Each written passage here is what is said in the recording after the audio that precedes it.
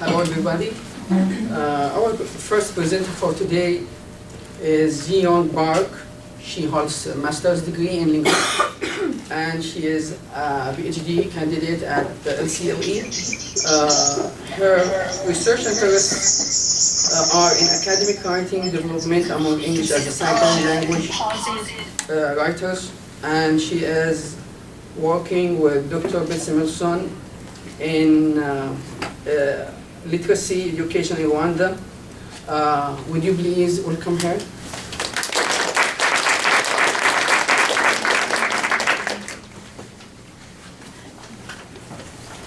Thank you so much for this opportunity to talk about my dissertation project. And I think I can share some preliminary findings about this dissertation project about Translingual graduate writers inventory of strength survey.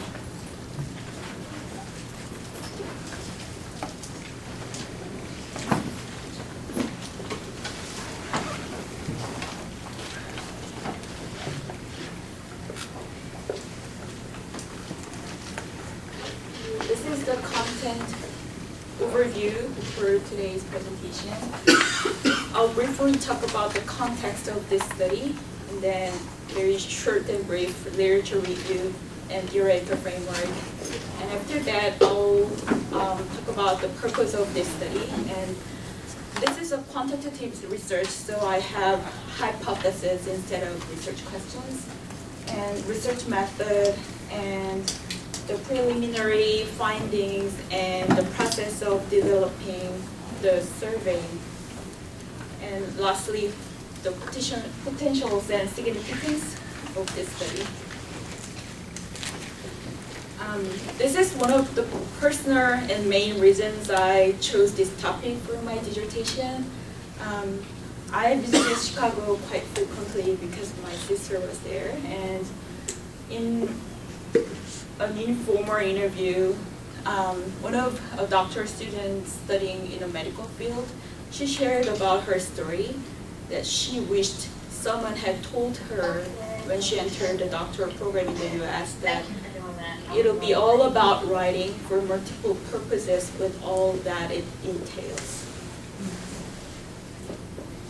And in contrast, the second slide is about an experience of a professor emeritus in biochemistry, also in an informal interview, and he said while he's writing books or journal articles, he uses resources written in multiple languages.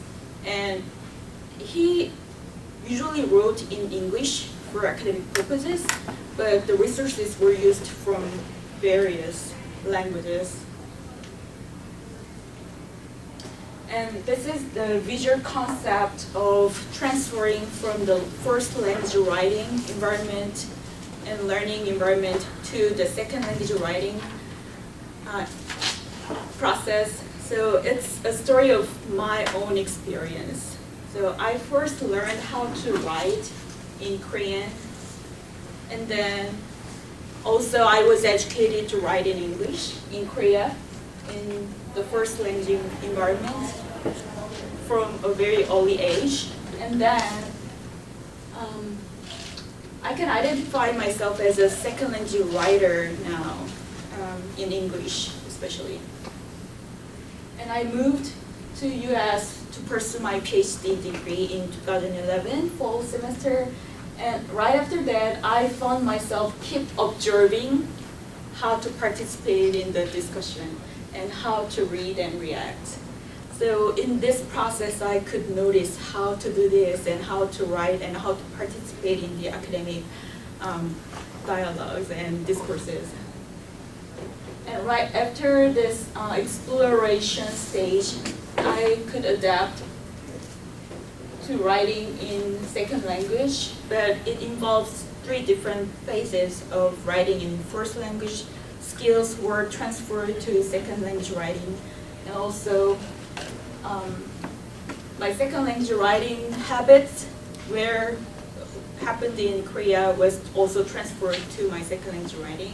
And also, I found the skills I learned in the US in the immersed environment was also equipped me to write in English for academic purposes. So I'm talking about second language writer, but not about second language writing.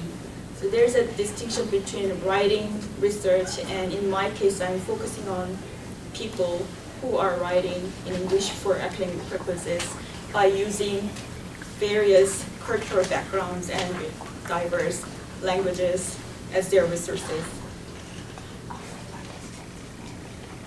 So this is the exploratory phase of developing the survey. As I showed you earlier, I talked a lot with graduate students in a casual talks and interviewed some of them, and also observed a lot how professors and graduate students are writing for academic purposes. And I had a great opportunity to have an expert review, to review the potentially, possibly good items to be used for my survey from the previous studies. So several doctoral students and my advisor professor helped me to select good items to be used for the survey for this purpose. And after that, I developed a survey, the first draft of the full survey on Qualtrics, and it was pre-tested by 55 participants from all over the world. Literally, the participants were from all over the world, from different continents, who are writing in English for academic purposes, and the disciplines are very diverse too, from music to science and medical field. And after testing the first version of the survey, I also conducted a cognitive interview with 3 participants who have experiences of teaching English in ESL, English as a second language, or English as foreign language environments. So they were selected as an experts too, because they have experiences of teaching English in diverse educational settings. Then I kept developing and improving the survey items, and I'm now in this phase of expecting to develop the survey items and then finalize the items after having a content validity index from another expert review. So it's an ongoing project since 2013 fall. And in the first draft full survey, I piloted this survey with 7 principal constructs. And as I mentioned, 55 participants very kindly joined and helped me to pre-test the survey items. And it showed the reliability was very high with Cronbus Alpha 0.97. And after that, I revised the survey into the 3rd draft of the full survey and also pre-tested it in April last year with 3 expert participants. And it involved more time of interviewing and listening to their thoughts while they are answering the questions, so they could stop answering the survey and ask whether their understanding of which item was aligned with my intention. So it was a cognitive interview with the 3 participants. I'll just briefly mention about the literature review and theoretical framework, and would like to use more time for the preliminary findings and the process of designing the survey. So for the literature review, I reviewed several topics in academic writing, like genre analysis by Swales, or L1 to L2 transfer by Cummings, about common understanding of, and also for contrastive rhetoric and intercultural rhetoric by Dr. Connor, and adaptive transfer. And the second subheading for my literature review was negative versus positive psychology in second language writing research. And after reviewing the literature about second language writing studies, I found most of the second language writing research involved an anxiety issue while writing in second language writing. But I found even in the list of writing apprehension test survey items, there were some possibility of finding some positively keyed items in there. And the third part of my literature review was reviewing the three main writing survey researches by Gardner and Lin Chan and Lin about research article writing motivation inventory. And the last one was Daly and Miller's instrument to measure the writing apprehension. Even though these three previous studies on writing survey was titled with anxiety or apprehension or any negative impression, but still they had the positively keyed items, and I believed there must be very positive aspects of writers who would like to contribute to construct the knowledge. And for theoretical framework, I use Kanagara's translingualism by seeing the international graduate writers as a translingual writers by using their identity and practices as resources. And I use Crumsh's embodied self because I believe international graduate students can be empowered to face the phase of adjusting to the new environment, including themselves as a second language writer in a new environment, also writing in English. So I'm acknowledging second language writers' psychological and physical and affective aspects, not as something distinct or separable, but as an integrated wholeness. And the last one is positive psychology, and it includes three sub-themes, like strength-focused therapy by Dr. Wong, and Nakamura and Csikszentmihalyi's flow theory, and Dr. Dweck's growth mindset. So I'm focusing on how second language writer in the graduate programs in the US could be someone growing up and change themselves into a young scholars in the future. So I see their difficulties in their early days in the English-speaking countries can be seen as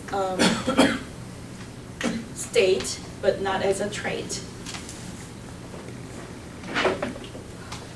Running out of time, so I'd like to test the reliability and the validity of the survey. That's the main purpose of this study.